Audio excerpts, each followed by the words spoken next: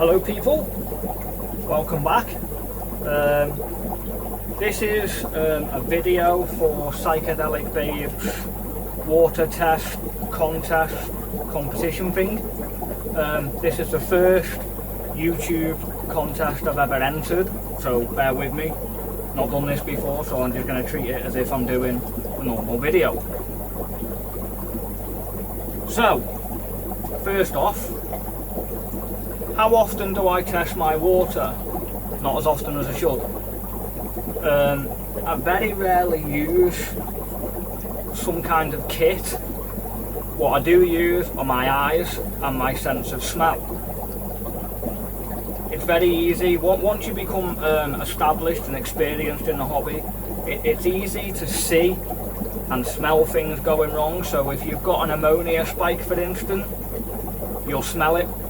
And obviously your water will be cloudy. If you've got some bacterial bloom, your water will be either cloudy or it will be green, or your fish will be gasping and stuff like that. Then obviously, if you do confirm you've got some kind of bacterial bloom, then obviously it's necessary to test your water. So I've got a tank behind me that's had some kind of bacterial bloom, so I'll show you that. And then you can get some idea of what I look for when I feel a tank's going tits up. So let's have a look at that, why don't we? Let's get you off the tripod. So, this tank. Now this tank hasn't been used for about a month or so. As you can see, there's plenty of crud and shit on the bottom. Some on the pipe there, and I don't know whether it'll come up on the camera, but you can see some waving bits on the glass. Bacterial bloom, i.e. because the tank hasn't had any stock in it for a while, it's crashed, and basically all the mold that you're seeing everywhere is dead bacteria. This video is not really going to be edited, there's no intro, no bullshit, just getting into it. So, when I do test my water, I use the API Master Test Kit. Good all-round kit, really.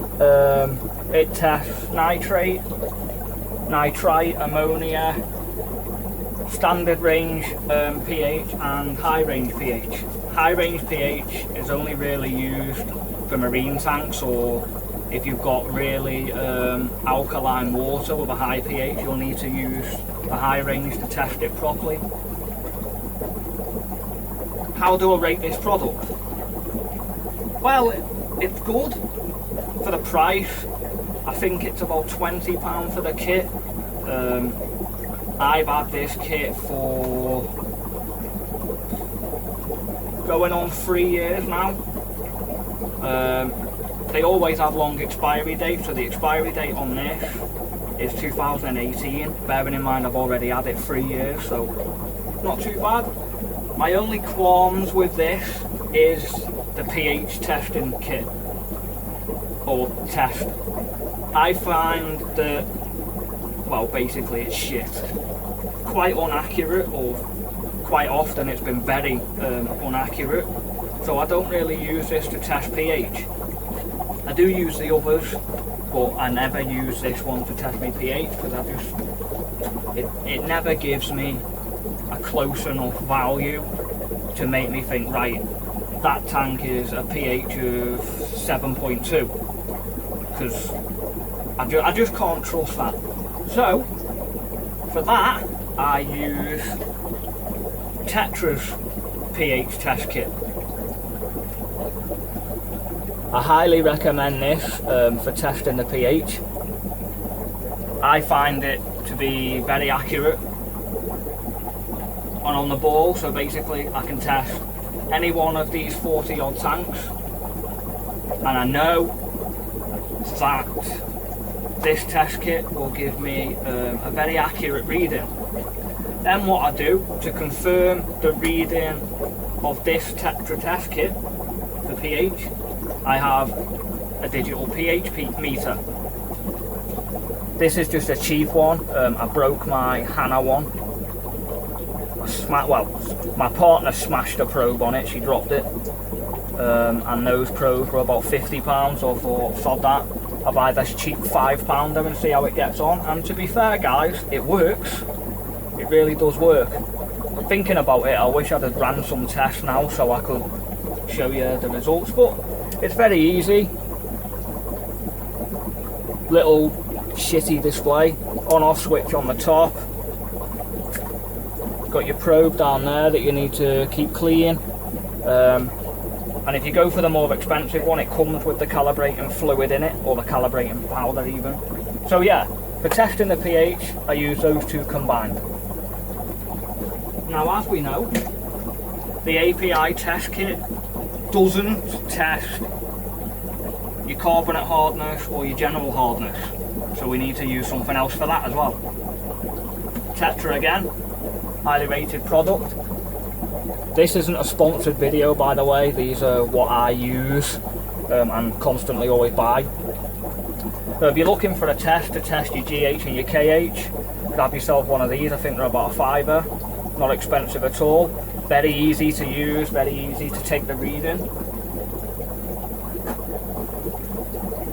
And then you might think, well, he's tested his ammonia, he's tested his nitrite, he's tested his nitrate, he's tested his pH, he's tested his general hardness, and he's tested his carbonate hardness. What the fuck else can he test? I haven't got the test kit to hand, but each week I test the chlorine levels in the water using a dip strip. And that is basically because the way I built my fish room, I built it to maximise tank space, and obviously the shortfall for that was I was minimising storage space. So I don't actually have any storage for water butts and stuff, which is quite a shame now thinking about it. So I have a 4-foot tank down the bottom there, one down the bottom there, and a wide 3-foot down there. Basically whatever tanks I've got down the bottom with no fish in, I use those as my water butts basically. And going back quite a while, when I used to fill these tanks up with straight tap water, you could really smell the chlorine in it. And obviously because of the limited water amount I've got and the amount of tanks I have combined with the size of the tanks, you could guarantee every water change day I'd run out of fucking water. So I'd have to use straight cold tap water.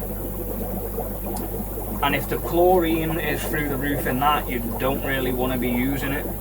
So yeah, each week I measure my chlorine levels just to make sure that it's within a safe boundary to use straight from the tap. Total dissolved solids measures the electrical conductivity of your water. I'm not going to go into technical things because that's not what the video is about really, but basically it's just, and it measures temperature as well, not that I ever use it, but that's it.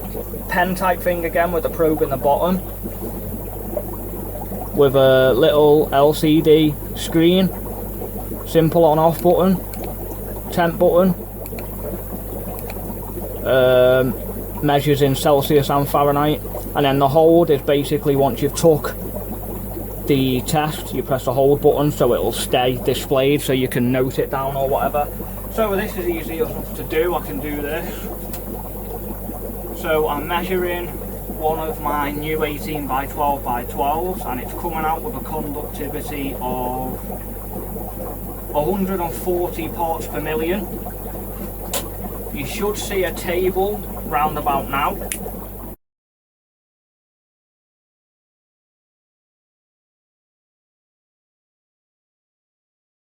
You can use TDS meter to test the TDS of your water. You then take that reading and put it to the table that you've just seen on screen, and that basically gives you a roundabout idea of how hard or soft your water is basically. So let's say I'm in a rush to set up a tank, I've just been to an auction and I've bought a nice pair of something, I don't know, and they need soft water. I've come home from a long day at an auction, I just want to get the fish in the tank, so I don't really want to faff about with test kits and stuff. I can literally just run over to the tank, dip this in, take the reading. Because I've memorised the graph, I've looked at it that many times, I can be like, yes, that tank is soft, the fish can go in there. Or I can be like, oh, for fuck's sake, that tank's too hard. But I have to run around every tank trying to find one. Because basically, you set up a tank now, your pH is 7, and your KH and GH is depicting that your water's soft. What a lot of people make the mistake on is thinking that that's it, that's where their water will sit, but it's not true. As your water becomes mature, your pH will drop, not crash, but it will drop. And then obviously again, as your water matures and matures, your carbonate hardness and your general hardness will also drop. So it's very important to, once a month or so, check all three, your pH, your GH and your KH, just to make sure it all hasn't fell down too high or shot up. Because if you're not using RO or anything and you're using your tap water, none of us know what the water companies do with the water week in, week out. Yeah, to summarise, I use the API Master Test Kit, the Tetra Test GH and KH, the Tetra Test pH, a digital pH pen, and a digital TVS pen. Yeah boy, love you all, thanks for watching, see you in another video soon, and as always, stay sexy.